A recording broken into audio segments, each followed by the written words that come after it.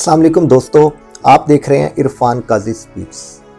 नाज़रीन, आज के वीलॉग में हम एक निहायत इंपॉर्टेंट मौजू पे गुफ्तगू करने वाले हैं। हाल ही में सोशल मीडिया पर पाकिस्तान एयरफोर्स और इंडियन एयरफोर्स के अफसरान की आपस में मुलाकात की तस्वीरी झलकियां देखी गई और भारतीय अफसरान की JF-17 थंडर के सामने खड़े होकर तस्वीरें क्या साबित करती हैं, इस पर भी हम बात करेंगे कि आखिर इन अफसरान ने पाकिस्तानी अफसरान से मुलाकात के बाद हमारे पाकिस्तानी प्राउड JF-17 के सामने तस्वीरें क्यों बनवाई और क्या ये आने वाली किसी जंग का पेश खैमा है और ये एकदम से नरमी और मुलाकातों का तबादला आखिर क्या साबित करता है। इसके साथ साथ हम ये भी बात करेंगे कि क्या ये मई 2025 में जो JF-17 थंडर के कारनामे थे, क्या उसका एतराफ था और क्या कमिंग आने वाली जो एक्सपेक्टेड पाक भारत जंग है, क्या वो एटमी जंग में तब्दील हो सकती है। आज के वीलॉग में हम इस पर भी गुफ्तगू करेंगे। तो दोस्तों, आपसे गुजारिश है कि जो लोग हमारा वीलॉग फर्स्ट टाइम देख रहे हैं, हमारे चैनल को सब्सक्राइब करें ताकि आपको हमारी हर आने वाली वीडियो टाइम पे मिल सके। तो दोस्तों, हाल ही में दुबई एयर शो में, जो कि एक ऐसा मेला है जिसमें दिफाई माहिरीन अपनी नई टेक्नोलॉजी, अपने फाइटर जेट्स और अपनी ऐसी टेक्नोलॉजी जो दुनिया भर में पहली बार हर मुल्क मुतारिफ करवा रहा होता है, या जो ऐसी टेक्नोलॉजी जो ऑलरेडी अवेलेबल तो होती है लेकिन उसको अपग्रेड करके नया वर्जन दुनिया को दिखाना होता है। तो उस हवाले से जो दुबई एयर शो है काफी मशहूर है कि जहां दुनिया के मशहूर दिफाई माहिरीन शिरकत करते हैं। तो दोस्तों, हाल ही में गुज़िश्ता हफ्ते पाकिस्तान और इंडिया के जो सोशल मीडिया पर एक तस्वीर आई जिसमें बहस छिड़ गई कि पाकिस्तान के एयरफोर्स के अफसरान के साथ इंडियन एयरफोर्स के अफसरान की मुलाकात हुई, जिसमें वो बड़ी गर्मजोशी से तबादला ख्याल करते हैं, गुफ्तगू होती है, सलाम दुआ लेते हैं और भारतीय अफसरान उसके बाद पाकिस्तान के JF-17 थंडर के सामने खड़े होकर तस्वीरें बनाते हैं जो सोशल मीडिया की जीनत बनती हैं। दोस्तों, आज हम बात करेंगे कि आखिर भारतीय अफसरान इस एयर शो में पाकिस्तानी अफसरान से क्यों मिलने आए और उनका इस मुलाकात के बाद पाकिस्तानी JF-17 के सामने तस्वीरें बनवाने का मकसद क्या था। दोस्तों, वैसे तो दिफाई माहिरीन आते हैं इस एयर शो में, उनके एक एटिकेट्स होते हैं दूसरी ममालिक की अफवाज के साथ, कि उनकी एक डिसेंट लेवल पे मुलाकातें होती हैं, एक दूसरे की खैरियत दरियाफ्त करते हैं और एक दूसरे के जो एडवांस्ड इक्विपमेंट होता है उसको भी वो अपनी निगाह में रखते हैं, ताकि अगर हमारी नेक्स्ट आने वाली कोई झड़प होती है तो हमें दुश्मन की हर हरकत व सकनात का पहले से अंदाजा हो। तो दोस्तों, इस एयर शो में पाकिस्तानी JF-17 मरकज़ निगाह बना रहा। उसकी वजह यह थी कि पाकिस्तान ने पहली बार JF-17 थंडर का ब्लॉक 3 जो है इस एयर शो में पेश किया, जो कि वहां के जो पार्टिसिपेंट्स थे, जो शुरका थे, उनकी तवज्जो उसने काफी मबजूल की और यहां तक इंटरनेशनल लेवल पे मैगजीन और न्यूज़पेपर्स में पाकिस्तानी JF-17 थंडर की खबरें आई और तस्वीरें आई और वीडियोस बनी कि सबसे ज्यादा जो रश देखा गया नाजरीन का, शुरका का, वो पाकिस्तानी JF-17 थंडर के पास था। तो यही वजह थी कि पाकिस्तानी एयरफोर्स के अफसरान से भारतीय अफसरान भी मुलाकात करने आए। उन्होंने गर्मजोशी से एक दूसरे से तबादला ख्याल किया, सलाम दुआ लिया, लेकिन उसके बाद जो तस्वीरें सोशल मीडिया की जीनत बनी वो भारतीय अफसरान की JF-17 के सामने खड़े होकर तस्वीरें बनवाना था। दोस्तों, यहां 2 से 3 पॉइंट्स निकलते हैं। या तो उनका मकसद था कि पाकिस्तान ने जो JF-17 को अपग्रेड किया है उसके हवाले से कुछ इंफॉर्मेशन लेना कि पाकिस्तान ने रडार सिस्टम और जो अदर उसमें मिसाइल्स हैं वो कौन से उसने अपग्रेड करके उसमें लगाए हैं। नंबर 2, दोस्तों, मई 2025 में पाकिस्तानी JF-17 थंडर ने 4 रोजा रहने वाली पाकिस्तान और इंडिया की जंग में जो कमालात दिखाए थे उसका एतराफ भी हो सकता है और दुनिया भर के जो डिफेंस माहिरीन है वो गुफ्तगू करते नजर आ रहे हैं कि भारतीय अफसरान का पाकिस्तानी एयरफोर्स के अफसरान से मुलाकात करना और JF-17 थंडर को उसके सामने खड़े होकर तस्वीरें बनवाना, ये इस बात का खुला एतराफ है कि दुश्मन भी पाकिस्तान के इस प्राउड JF-17 थंडर को एक बड़ा फाइटर जेट तस्लीम कर रहा है और आने वाले हालात में इसकी अहमियत डे बाय डे बढ़ती जाएगी। तो दोस्तों, इसके साथ साथ हम दूसरी बात करेंगे कि जो कमिंग आने वाली जो एक्सपेक्टेड पाक भारत जंग है, उसमें क्या समझते हैं कि क्या ये एटमी जंग तब्दील हो सकती है? एक छोटी सी झड़प एक जंग की सूरत हाल इख्तियार करते हुए एटमी जंग में चली जाए। दोस्तों, बज़ाहिर तो लगता है कि दोनों मुल्कों की क़यादत इस चीज को अंडरस्टैंड करती है कि इससे लाखों हजारों अफराद जो है उनका कत्ले आम होगा। इसके साथ साथ दोनों मुल्कों की जो मैशियत है वो तबाह बर्बाद हो जाएगी अगर एक छोटी सी झड़प इसको एटमी जंग में तब्दील करती है। लेकिन दोस्तों, इसके साथ साथ अगर हम बात करें तो इंडिया की तरफ से खास तौर पे आए रोज पाकिस्तान को धमकियां मिल रही हैं कि हम इस बार कुछ बड़ा करने वाले हैं। तो दोस्तों, सोचने की बात है कि अभी हाल ही में 4 से 5 महीने पहले इंडिया को पाकिस्तान के हाथों एक इबरतनाक शिकस्त हुई है, जिसमें उनके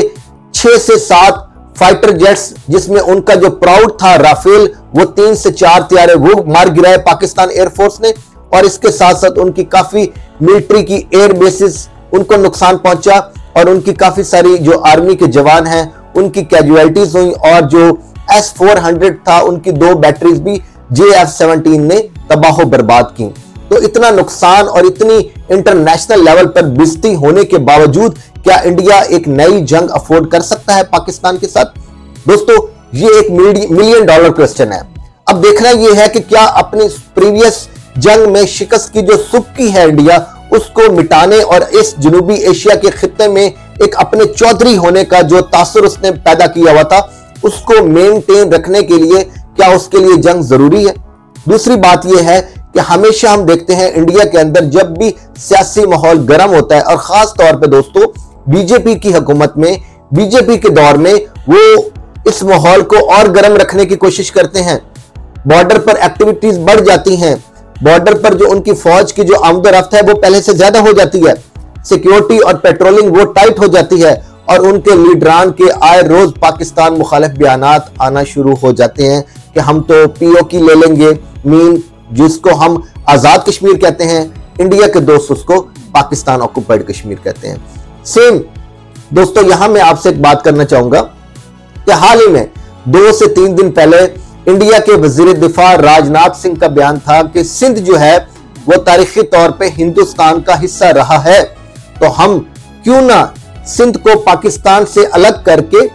हिंदुस्तान का जोग्राफिया बढ़ाते हुए हिंदुस्तान के मैप को चेंज न कर दें। तो दोस्तों, इस पर हिंदुस्तान के खुद माहिरीन उसको क्रिटिसाइज कर रहे हैं कि ये बेपरकी उड़ाई है राजनाथ सिंह ने, ऐसा पॉसिबल नहीं है। अगर आपको लेना ही है तो आप पाकिस्तान से जाकर कश्मीर लें, जिसका 77-78 साल से इंडिया क्लेम कर रहा है कि यह इलाका हमारा है और हम अनकरीब पाकिस्तान से POK मीन आजाद कश्मीर वापस लेंगे। लेकिन दोस्तों, इस बयान ने एक खतरे की घंटी जरूर बजाई है कि जो सुबकी मई 2025 में इंडिया की हुई थी, मोदी गवर्नमेंट की हुई थी, तो वो क्या इस सुबकी को मिटाने के लिए क्या पाकिस्तान का कुछ इलाका कब्जे में लेने की कोशिश कर सकते हैं? दोस्तों, इस पर अगर हम सीरियस लेवल पे बात करें तो कुछ देखने में जो इनकी एक्टिविटीज आ रही हैं कि 40 से 50 हजार तक इंडियन आर्मी, जिसमें एयरफोर्स शामिल थी, नेवी शामिल थी, उनकी बर्री अफवाज शामिल थी, इन्होंने गुज़िश्ता 2 हफ्ते पहले 15 दिन तक एक्सरसाइजेस की हैं, बॉर्डर के नजदीकी एरियाज में प्रैक्टिस की है, ताकि जो जवान इस आने वाली एक्सपेक्टेड जंग में शामिल हों तो वो इन एक्सरसाइजेस से अपने आप को वार्म अप कर सकें, ट्रेन कर सकें, ताकि हमने जो हमला करना है उसके लिए हम ऑलरेडी प्रिपेयर्ड हों। तो दोस्तों, सवाल ये पैदा होता है कि क्या इंडिया के अंदर इतनी सकत है कि वो सिंध को हमसे अलहदा कर सके? दोस्तों, बज़ाहिर तो लगता है कि जमीनी फौज का टकराव हुआ तो शदीद टकराव होगा, एक ऐसा घुमसान का रन पड़ेगा कि दोनों साइडों पे फौजें जो हैं एक दूसरे के फौजियों को हलाक करेंगे, आम शहरी हलाक होंगे, और एक दूसरे के इलाकों में कब्जा करने के लिए जिस तरह पाकिस्तान है, पाकिस्तान अपनी पेशकदमी गुजरात में कर सकता है, पंजाब में कर सकता है, और खास तौर पे कश्मीर में। और अगर इंडिया ने इस पेशकदमी को सिंध तक महदूद रखा और कश्मीर तक महदूद रखा, और कुछ ऐसी सूरत-ए-हाल आ गई कि इंडिया ने 80 या 100 किलोमीटर पाकिस्तान का इलाका अपने कब्जे में ले लिया और पाकिस्तान को अपनी एग्जिस्टेंस, अपनी सर्वाइवल इशू में पड़ गई, मुश्किल हो गई, तो दोस्तों फिर पॉसिबल है कि पाकिस्तान एटमी ऐलान कर सकता है और इंडिया के ऊपर एटॉमिक ब्लास्ट कर सकता है। लेकिन दोस्तों इसके साथ साथ अगर कुछ ऐसा मरहला आता है कि पाकिस्तान के समुद्री रास्ते काट दिए जाते हैं, कराची के ऊपर एक शदीद हमला होता है, तो दोस्तों इस सूरत हाल में भी पाकिस्तान एटमी हमला कर सकता है। और दोस्तों इसके साथ साथ अगर हमारे एटॉमिक असासे उनके ऊपर हमला किया जाता है, हमें एटमी सलाहियत से महरूम करने की कोशिश की जाती है, तो दोस्तों इस सूरत हाल में भी पाकिस्तान एटमी हमला कर सकता है। तो दोस्तों ये 3 से 4 वजूहात हैं। अगर ऐसी सूरत हाल पेश आई तो फिर पाकिस्तान एटमी हमला करने से किसी सूरत भी गुरेज नहीं करेगा। लेकिन दोस्तों बज़ाहिर लगता है कि दोनों साइडों पे और खास तौर पे इंडिया की तरफ ये सिर्फ अपने आप को अवाम की नजरों में रखना कि हम तो पाकिस्तान के खिलाफ हैं और अपनी इंडियन अवाम जनता के हक में है और हम पाकिस्तान को तबाह बर्बाद कर देंगे ताकि वो जो उनका जो स्टांस है पाकिस्तान मुखालिफ वो कायम रहे और उनका वोट बैंक भी कायम रहे। दोस्तों बज़ाहिर तो ये बयानात लगते हैं, लेकिन अगर कोई ऐसी सीरियस एफर्ट होती भी है इंडिया की तरफ से तो उसका जवाब पाकिस्तान ने भरपूर तरीके से तैयार किया हुआ है। और इस दफा DGISPR अहमद शरीफ चौधरी और हमारे army chief field marshal Asim Munir ने खुल्लम खुला ऐलान किया है कि ये जंग सिर्फ बॉर्डर के एरियाज तक नहीं रहेगी। इस दफा हम कोलकाता, मुंबई और दिल्ली और उससे आगे के जो एरियाज हैं हम उनको हिट करेंगे और इस जंग में फिर पूरा हिंदुस्तान लपेट में आएगा। दोस्तों इस खतरनाक सूरत हाल से बज़ाहिर मोदी गवर्नमेंट भी देख रही होगी कि अगर हम जंग शुरू करते हैं तो ये लपेट सिर्फ बॉर्डर के एरियाज नहीं, पूरा हिंदुस्तान इसका फिर बर्दाश्त करेगा। लेकिन दोस्तों देखते हैं कि दोनों मुल्कों की क़यादत